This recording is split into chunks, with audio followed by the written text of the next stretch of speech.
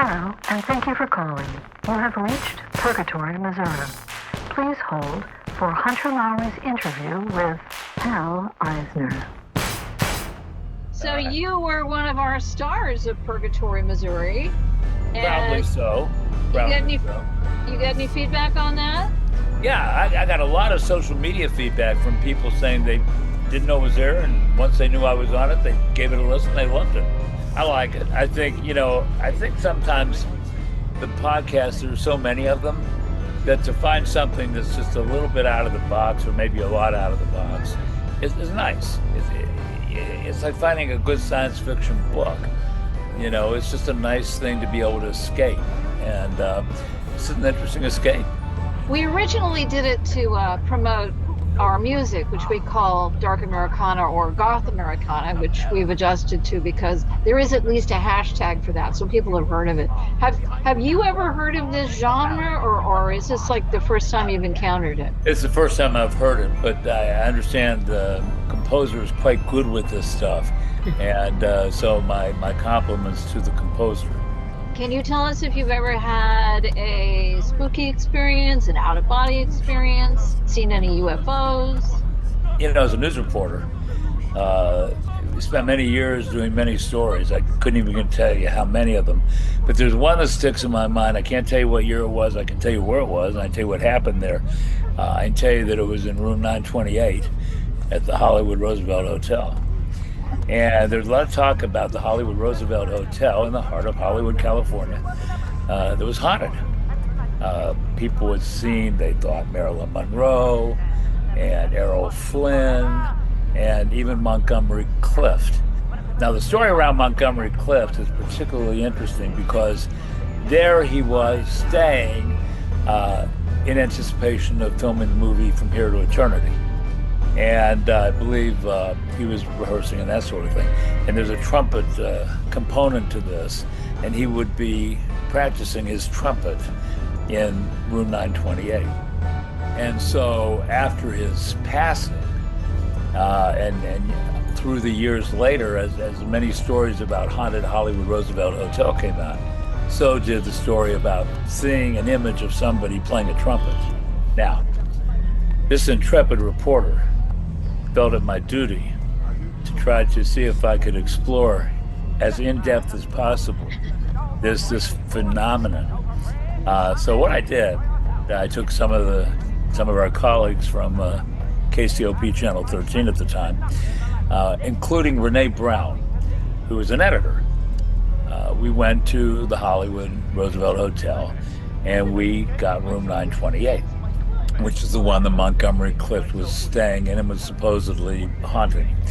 We took a paranormal with us. There was a TV show at the time about paranormal activity and has certain paranormal scientists on it. And we took one of those people with us to the hotel. We had a camera crew, and we were just sitting around talking, sitting on the bed, that sort of thing. Now, I did not see this. I did not feel this. The whole time we were there was creepy. Just the notion that there might have been something going on in the hotel. Of course, being a news reporter, I'm born with a skeptical gene, so it's pretty hard to, convince me of something like that. Throughout the evening, whatever we were doing, chatting, talking, people had been going to the bathroom. Now, why the bathroom? Why do we do potty talking? That's because when Renee Brown, if you don't mind Renee, went to the bathroom, she said that when she left the toilet lid down.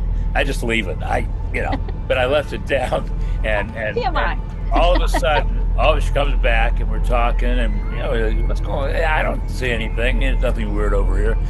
We hear a little noise, and Renee Brown goes back into the bathroom, and guess what? The toilet lid was up, and Renee Brown was white as a ghost and was convinced that something happened in that bathroom. And nobody was in there. It was just you guys sitting outside in the room. Just us guys. Okay, this is the first ghost story I've ever heard involving a bathroom. Well, so and you would expect it to come from me, right? Of course. Yeah, no, it really did happen. But you didn't get it on camera. No, We talked about it on camera, but we didn't get it on camera. But, I think that she was so shocked because she knew what she did, and she knew it was different. Just moments later, did a Ghost of Montgomery Clift do that? I'm titling this The Great Peeing Ghost Story. Of course you are. Very good. Yeah. One of our actors, Dave Foley, actually has a podcast where he talks about unidentified objects in the sky and that kind of thing. He's very much into UAPs, as they call them now, UFOs, and has actually had some experiences himself. You ever see anything weird in the sky? No, and in fact, you're making me think back to Carl Sagan, the great scientist. I once interviewed him at the Jet Propulsion Laboratory in Pasadena. I asked Carl Sagan, do you really believe there's life out there in the universe? And he looked at me like with one of these, you got to be kidding about that question stares. And he said, you've got to be made of wood not to believe it. You have given me the opportunity for a tiny little scoop here because you have a book coming out. Tell me about that. I do. The book is called An Accidental Career, my 58-year journey in broadcast news. Everything about my career was an accident. How I got into the business was an accident. How I got into radio, how I got from radio to TV was an accident. Everything happened. It wasn't like by great design. If I had it to do all over again, I'd do it all over again, just about the same way. When you look back on a career after you've retired, you sort of look at it in a 30,000-foot perspective. Lots of great stories. Can't wait. Well, you just got the first interview about my book. Right? I planned it that way. Right. Thank you, Hal. I appreciate your input, and I'm sure we'll be reaching back out to Mal Pysner soon because there's going to be more breaking news in Purgatory, Missouri. Well, I need a trip back to Purgatory.